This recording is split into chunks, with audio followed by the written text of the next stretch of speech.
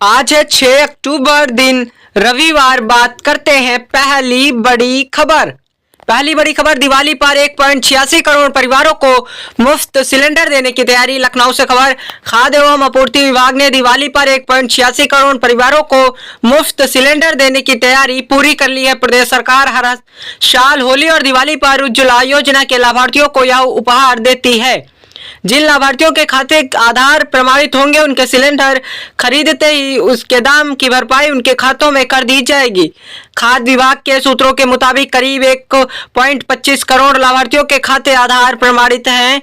इन लाभार्थियों को भुगतान करके सिलेंडर खरीदना होगा। 3-4 दिन के भीतर संबंधित तेल कंपनियां उनके खातों में राशि भेज देंगी। बाकी लाभार्थियों के खाते जैसे जैसे आधार प्रमाणित होंगे वैसे वैसे उनके खाते में राशि भेज दी जाएगी। इसके लिए प्रदेश सरकार ने तेल कंपनियों को एडवांस के तौर पर 50% राशि दे दी है। वहीं बात करेंगे अगली खबर। बेसिक शिक्षा मंत्री के साथ शिक्षक संगठनों की बैठक 8 अक्टूबर को। लखनऊ से खबर। प्रदेश के बेसिक शिक्षा विभाग के तहत चल रहे परिषदीय विद्यालयों में कार्यरत शिक्षा मित्रों, अनुदेशकों व रसोइयों को जल्द ही मानदेय वृद्धि और कुछ अन्य लाभ का तोहफा मिल सकता है। बेसिक शिक्षा राज्य मंत्री स्वतंत्र प्रभार संदीप सिंह 8 अक्टूबर को शिक्षक संगठनों के प्रतिनिधियों के साथ बैठक करेंगे। महानिदेशक स्कूल शिक्षा कंचन वर्मा ने इस बैठक में शामिल होने के लिए शिक्षा मित्रों, अनुदेशकों व रसोइयों के पंजीकृत संघ के राज्य स्तरीय अध्यक्ष व महामंत्री को दो प्रतिनिधि के इस साथ बैठक में शामिल होने के लिए कहा है। उन्होंने संबंधित संगठनों से इसके लिए 7 अक्टूबर तक प्रतिनिधियों के नाम व उनके विवरण उपलब्ध कराने को कहा है। वहीं बात करेंगे अगली खबर। लखनऊ, कानपुर व आगरा से प्रयागराज को मिलेंगी बसें। महाकुंभ के दौरान शटल सेवा के रूप में होगा इन बसों का संचालन। प्रयागराज से खबर। महाकुंभ के दौरान शहर की सड़कों पर 200 ई बसें तीर्थ यात्रियों की सेवा के लिए लगाई जाएंगी। इसमें से 150 बसें लखनऊ, कानपुर, आगरा, बरेली, गोरखपुर व मेरठ आदि शहरों में दिसंबर के अंतिम सप्ताह में यहां पहुंच जाएंगी, जबकि 50 ई बसें पहले से ही मौजूद हैं। अयोध्या में श्री राम मंदिर प्राण प्रतिष्ठा के दौरान प्रदेश में कई जिलों से ई बसें भेजी गई थी। इससे वहां के लोगों का आवागमन सुगम हुआ। इसी तर्ज पर सिटी ट्रांसपोर्ट सेवा के तहत संचालित ई बसें प्रयागराज भेजी जाएंगी। बताया जा रहा है कि मेरठ, लखनऊ, कानपुर, आगरा, वाराणसी और गाजियाबाद से 15 से 20 बसें प्रयागराज आ सकती हैं। 5% चेक मीटर लगाने के निर्देश। लखनऊ से खबर। प्रदेश में स्मार्ट प्रीपेड मीटर के साथ ही 5% चेक मीटर भी लगाए जाएंगे। इस संबंध में मध्यांचल विद्युत वितरण निगम ने शनिवार को आदेश जारी कर दिया है। इससे यह आशंका खत्म होगी कि वह कहीं स्मार्ट प्रीपेड मीटर तेज तो नहीं चल रहा। प्रदेश के लगभग 1.5 लाख स्मार्ट प्रीपेड मीटर लगाने के बाद उपभोक्ता परिषद ने मांग की थी कि ऊर्जा मंत्रालय की गाइडलाइन के अनुसार स्मार्ट प्रीपेड मीटर के साथ ही 5% चेक मीटर लगाए जाए। राज्य विद्युत उपभोक्ता परिषद के अध्यक्ष अवधेश कुमार वर्मा ने कहा है कि पावर कारपोरेशन के निदेशक कॉमर्शियल निधि नारंग, मध्यांचल, पूर्वांचल, पश्चिमांचल के निदेशक कॉमर्शियल व निदेशक तकनीक ने अलग अलग निष्क्रिय पदाधिकारियों को बाहर का रास्ता दिखाएगी। सपा सभी जिला व शहर कमेटियों के कामकाज का कराया जा रहा है मूल्यांकन। लखनऊ से खबर। सपा अपने पदाधिकारियों के कामकाज का आंतरिक मूल्यांकन कराएगी। जो भी पदाधिकारी लंबे समय से निष्क्रिय होंगे उन्हें बाहर का रास्ता दिखाया जाएगा। सूत्रों के मुताबिक जिला व शहर कमेटियों के प्रकोष्ठों के पदाधिकारियों के कामकाज का आंकलन किया जा रहा है। सपा नेतृत्व अपने पार्टी संगठन को हर स्तर पर मजबूत कर लेने की अखिलेश यादव लगातार कर रहे हैं। वर्ष 2027 में यूपी में सरकार बनाने के लक्ष्य के साथ ही अभी से काम शुरू करना है। यही वजह है कि सपा बूथ स्तर पर संगठन को जहां मजबूत करने का अभियान चला रही है। अपने हर समर्थक का नाम मतदाता सूची में दर्ज करवाने के लिए आयोग का दरवाजा खटखटा रही है और गलत नामों को कटवाने के लिए भी आवाज उठा रही है। वहीं अपने पदाधिकारियों को सक्रिय बनाए रखने का भी लक्ष्य लिया गया है। वहीं बात करेंगे। 17,000 सीएचओ का 5,000 रुपए बढ़ेगा मानदेय। प्रोत्साहन राशि 15,000 के बजाय 10,000 की गई।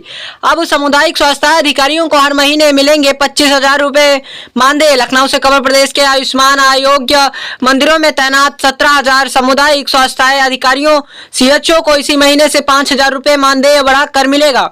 स्वास्थ्य विभाग ने उन्हें अलग से मिल रही कार्य आधिकारिक प्रोत्साहन राशि पीबीआई से 5,000 रुपए काट कर सीधे उनके मानदेय में जोड़ने का निर्देश दिया है।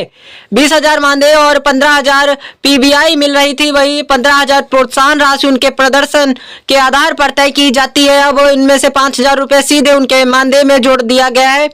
राष्ट्रीय स्वास्थ्य मिशन की मिशन निर्देशक डॉक्टर पिंकी जोवल ने इसे अक्टूबर से लागू करने के निर्देश दिए हैं। वहीं बात पेपर लीक प्रकरण ने बिगाड़ा यूपीपीएससी का पूरा कैलेंडर। आरओ, एआरओ और पीसीएस जैसी प्रमुख परीक्षाओं पर भी असमंजस। प्रयागराज से खबर।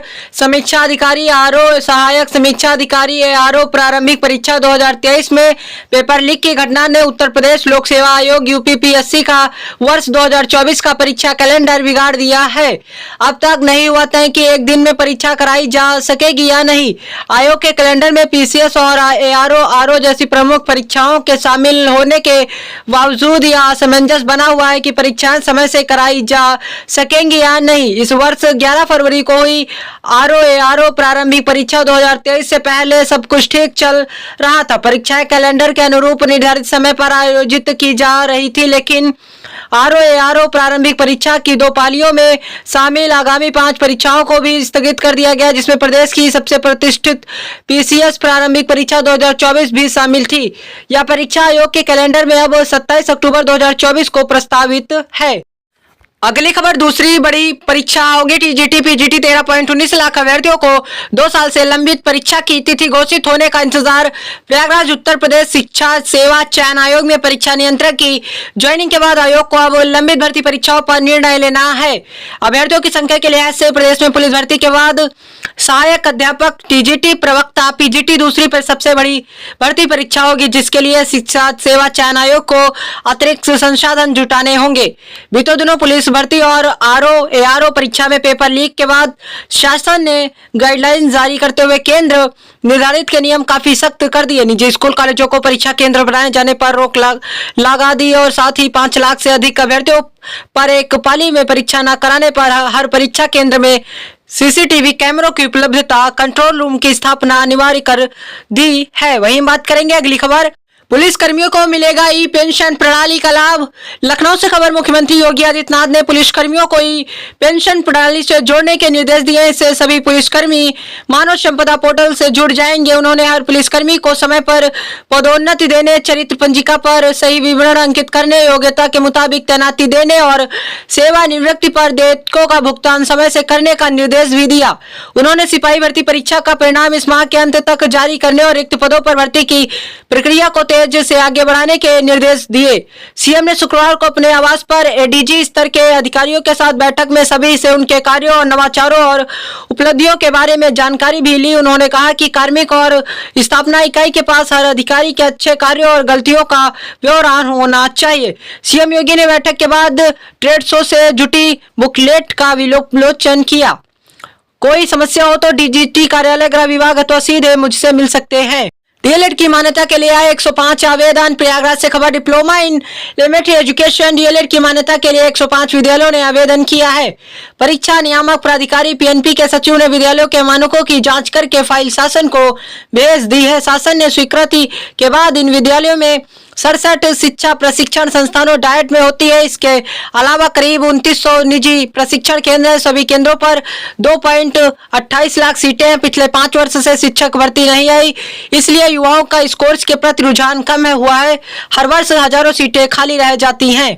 लोक सेवा अधिकरण के खाली पद 2 माह में भरे सरकार। हाईकोर्ट। लखनऊ से खबर। राज्य लोक सेवा अधिकरण में खाली पदों पर हाईकोर्ट की लखनऊ पीठ ने सख्त रुख अपनाया। हाईकोर्ट ने कहा है कि उच्च न्यायालय पर बोझ बढ़ता है। अधिकरण के पद खाली रहने से लोक सेवकों को त्वरित न्याय मिलने में दिक्कत आती है। लिहाजा राज्य सरकार खाली पद भरने की प्रक्रिया 2 महीने पहले पूरी करके नियुक्ति आदेश दे। न्यायमूर्ति राजन रॉय और ओम प्रकाश शुक्ला को खंडपीठ ने शुक्रवार को जनहित याचिका की सुनवाई के बाद यह आदेश दिया। याचिका में बताया गया कि अभी अधिकरण में केवल 2 सदस्य हैं जो 5 जनवरी 2025 तक सेवानिवृत्त हो जाएंगे। अपर महाधिवक्ता ने कोर्ट को बताया है कि अधिकरण में एक अध्यक्ष, एक उपाध्यक्ष न्यायिक एवं उपाध्यक्ष प्रशासनिक, 5 सदस्य प्रशासनिक और 5 सदस्य न्यायिक के पद स्वीकृत हैं। उपाध्यक्ष 4 सदस्य न्यायिक व 4 सदस्य प्रशासनिक। बताया कि सदस्य प्रशासनिक के लिए 14-15 प्रार्थना पत्र, सदस्य न्यायिक के लिए 12, उपाध्यक्ष के लिए 10 आवेदन आए हैं। वहीं हम बात करेंगे अगली खबर। शाकाहारी थाली सितंबर में 11% महंगी। आलू, प्याज और टमाटर की महंगाई का असर। मुंबई से खबर। आलू, प्याज और टमाटर की कीमतों में तेजी से। शाकाहारी थाली सितंबर 2024 में 11% महंगी होकर 31.3 रुपए पहुंच गई। रेटिंग एजेंसी क्रिसिल ने कहा यह दाम लोगों के घरों में पकाए जाने वाले थाली के हैं। क्रिसिल ने शुक्रवार को जारी रिपोर्ट में कहा सितंबर 2023 में शाकाहारी थाली की कीमत 28.10 रुपए थी। इस साल अगस्त में यह बढ़कर 31.20 रुपए पहुंच गई थी। एजेंसी ने कहा शाकाहारी थाली की कीमत में सब्जियों का योगदान 37% रहता है। हाल के दिनों में सब्जियों के कीमतों में तेजी आई। रिपोर्ट के मुताबिक एक साल में प्याज 53% महंगी हो गई, आलू के भाव 50%, टमाटर के दाम 18% बढ़े हैं। इन सभी का उत्पादन कम होने से ऐसा हुआ। खासकर आंध्र प्रदेश और महाराष्ट्र में फसलों पर बुरा असर हुआ है। वहीं उत्तर प्रदेश की रोजाना की खबरों से अप टू डेट रहने के लिए यूपी न्यूज अपडेट चैनल को सब्सक्राइब करें, वीडियो को लाइक शेयर जरूर करें और घंटी का बटन दबाना बिल्कुल भी ना भूलें। अपने जिले का नाम कमेंट बॉक्स में जरूर लिखें। धन्यवाद।